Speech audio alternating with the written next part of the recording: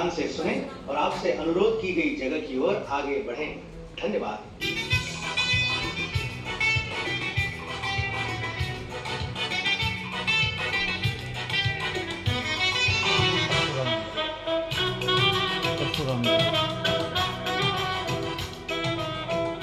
पुराण कथाओं के अनुसार पूरा कोकण प्रदेश समुद्र का भाग हुआ करता था।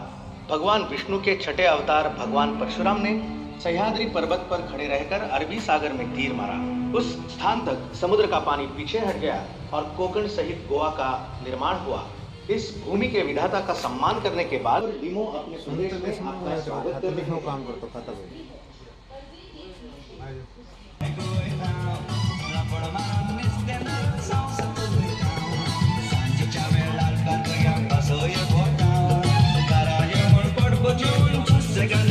नमस्ते।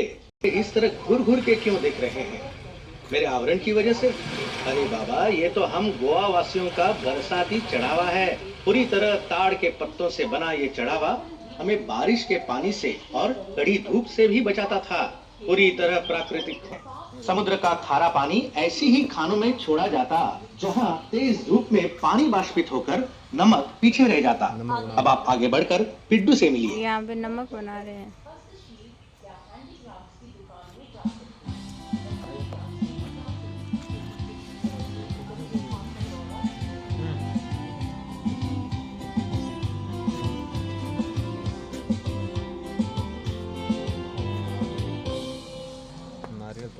आप सबको बिट्टू का नमस्कार।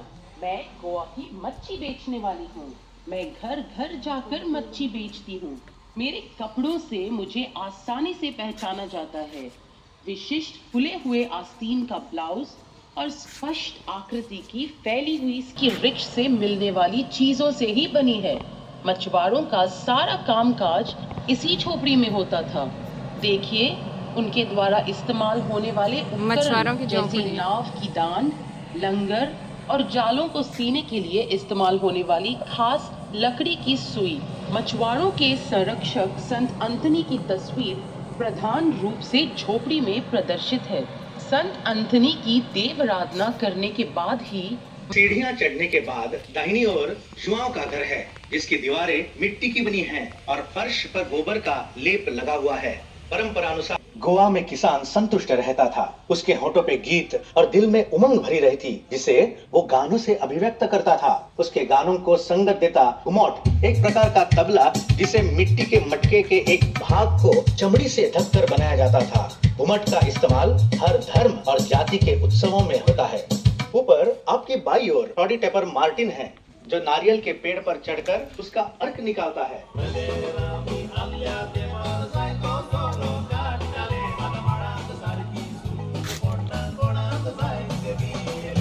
उसके एक हाथ में नारियल के अर्क से भरा हुआ बर्तन और दूसरे में खास दरांती है, जिससे वो ऊपरी पत्तों को तराशता है। इस नारियल के अर्क से गोवा का अमृत फेणी सारभूत होती है। आपके पीछे गौशाला है, जो हर घर में पाई जाती थी। जमीन खोदने के सारे उपकरण जैसे हल, मिट्टी बराबर करने का लेवलर आदि यहाँ प्रदर्शित हैं। हर गाय या बैल के गले में अलग घंटी बंधी रहती थी, ताकि किसान उन्हें घंटी की आवाज से पहचान सके।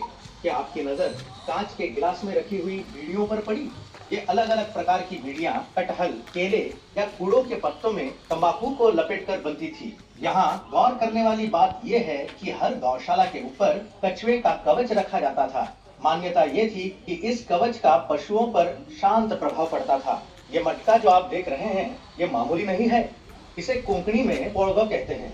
मिट्टी और गोबर का लेप लगाया हुआ ये मटका थर्मस का काम करता है। इसमें कंजी डालकर खेतों में लेकर जाते थे, ताकि कठिन परिश्रम करने वाला किसान पेट भर गरम गरम नाश्ता कर सके।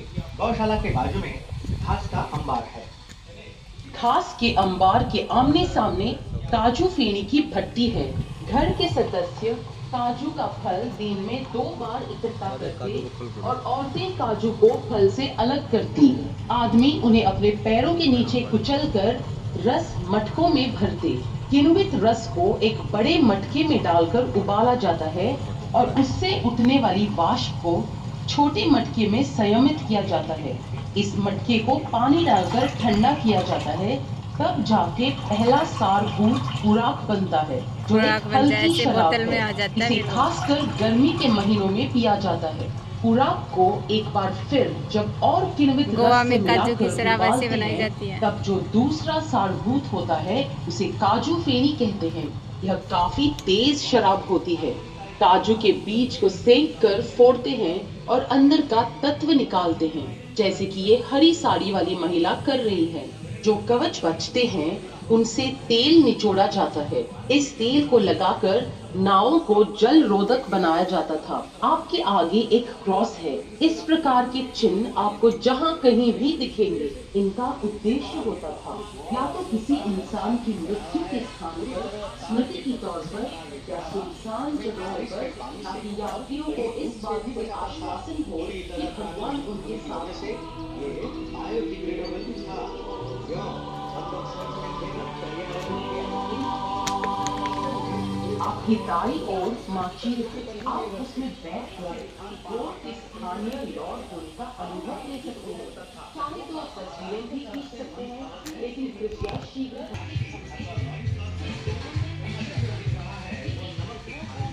समुद्र का खारा पानी ऐसी खानों में छोड़ा जाता जहाँ तेज धूप में पानी वाष्पित होकर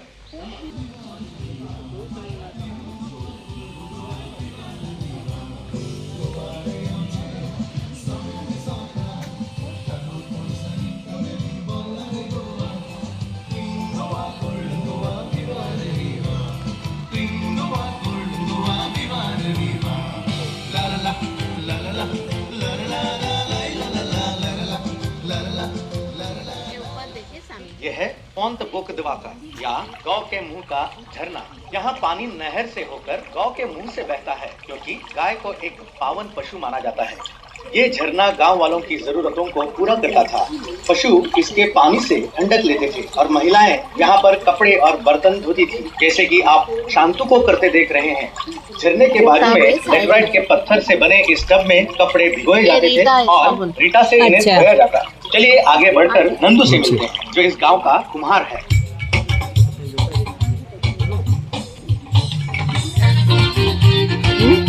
रिखा ठेवले रिखाने कपडे रिखा।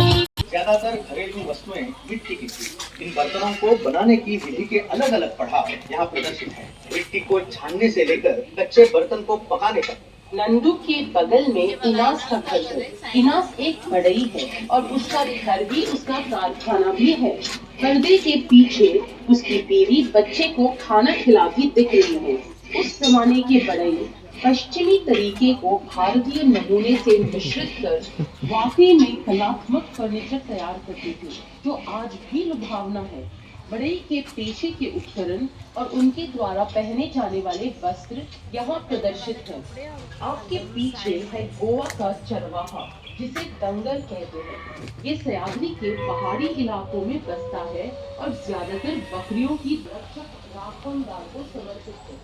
जब भी गांव वाले बाहर यात्रा करते तो अपनी और घर वालों की सलामती के लिए साथ ये खिलाते थे। उन दिनों राखनदार चरवा, ये गोवा का चरवा है। ऐसे बकरियां चरा के लेके आता था।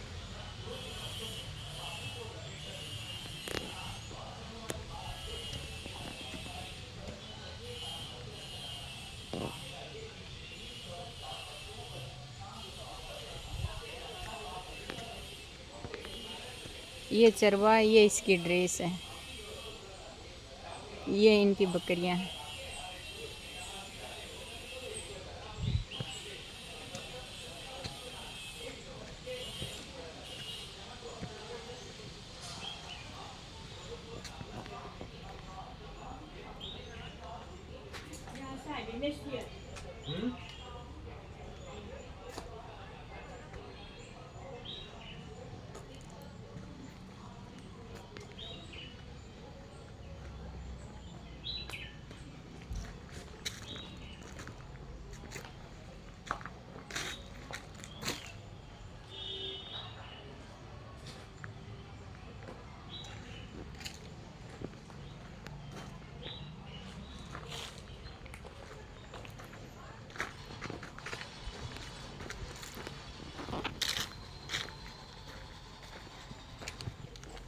ये पुराने ज़माने के बर्तन।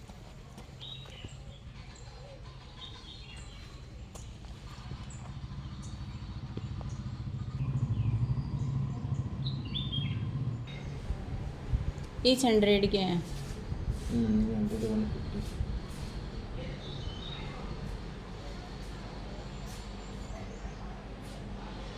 ये गोवा का 100 पीस है। देखो कौन सी बाइक पसंद आ रही है।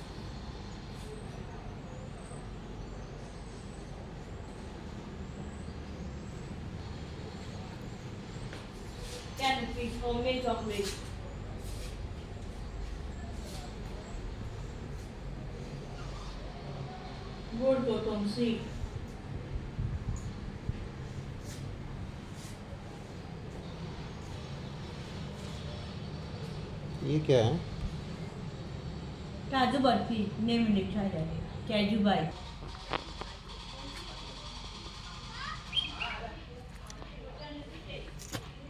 में आपका स्वागत है। एक गोवा के गांव का प्ररूपी अमीर इलाका है। धर्म में भेदभाव किए बिना मिलजुल कर रहते थे। गौर कीजिए, आपकी अत्यंत बाई ओर गंगाराम एक हिंदू ने धोती के ऊपर कोट और टाई पहन रखी है। उनके पीछे दोना बुल्गेरिया ने साड़ी के ऊपर एक ओढ़ ओढ़ रखी है और उसके पीछे जमींदार अपनी बालकनी में पाइप से तंबाकू पी रहे हैं। टुकड़े, चटाई और भी बहुत सारी कामकाज या घरेलू इस्तेमाल की वस्तुएं बुनता था। आपकी नजदीक दाहिनी ओर कंगन वाला विभिन्न प्रकार के कंगन वाला अलग अलग नाप और रंगों में दिखा रहा है। घर घर जाके कंगन पहनाता था सभी। एक औरत की यहाँ अलग अलग लोग व्यापार चला रहे हैं। जल्दी आपको गणपत दिखेगा जो चने बेचने वाला है। चने उसी वक्त सेंक कर ग्राहक को बेचे जाते थे। क्या आप इन्हें चखना पसंद करेंगे? चलिए आगे बढ़कर खरीद ही लीजिए। गणपत का सहायक आसपास ही होगा।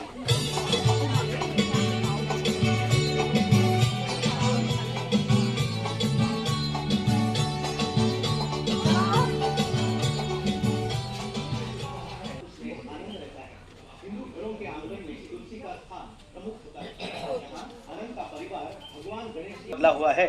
जहाँ त्योहार में भेंट होने वाली सारी मिठाई तैयार की जा रही है। गोवा के हिंदुओं के लिए गणेश चतुर्थी ही सबसे बड़ा और महत्वपूर्ण त्योहार है। ये रसोई आनंद के है। घर के बाजू में आपको समुद्र मंथन का वर्णन दिखाई देगा। समुद्र मंथन से समुद्र का अमृत प्राप्त कर भगवान राक्षसों से युद्ध में अजय हुए। इसी दौरान भगवान विष्णु ने वराह अवतार लिया। रुआ आना मोरीन हमें बाजार में ले जाता है, जिसे उन दिनों टींटो कहते थे।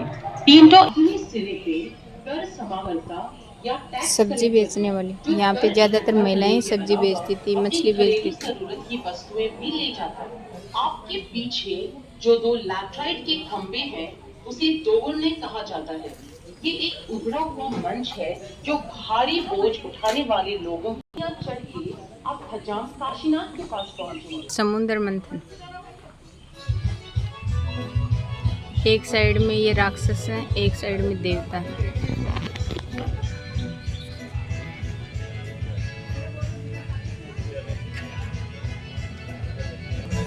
कहा जाता है कि संगीत गोवा वासियों के रगों में दौड़ के बादशाह फोर्ड नेपच्यून के मुंह से निकलता है। ये पानी गांव से घूमते हुए बहकर आखिरकार उस तालाब में पहुंचता है जो हमने पहले देखा था। अब दोना मारिया से मिलकर उनके घर की एक झलक देखने के लिए तीक्ष्ण हमारे घर में यहाँ हम अपने पालतू कुत्ते जिमी के साथ इस जैकेट का आशोधन है। हमारा लहंगा दक्षिण पूर्व एशियाई में कमर पर पहने जाने वाले वस्त्र सरोंग का अनुकलन है और उसे थोड़ा सा भारतीय टच देने के लिए हमने कंधे पर दुपट्टा ओढ़ रखा है। हमारी सीढ़ियाँ हैं। Barber shop. पानी पी सके और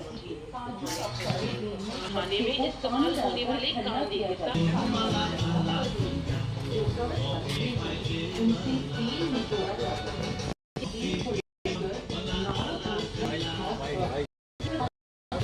जहाँ कहीं दिखेंगे उनका उद्देश्य होता था या तो किसी इंसान की मृत्यु के स्थान पर स्मृति के तौर पर या सुनसान जगहों पर, ताकि यात्रियों को इस बात से आश्वासित कि भगवान उनके साथ है।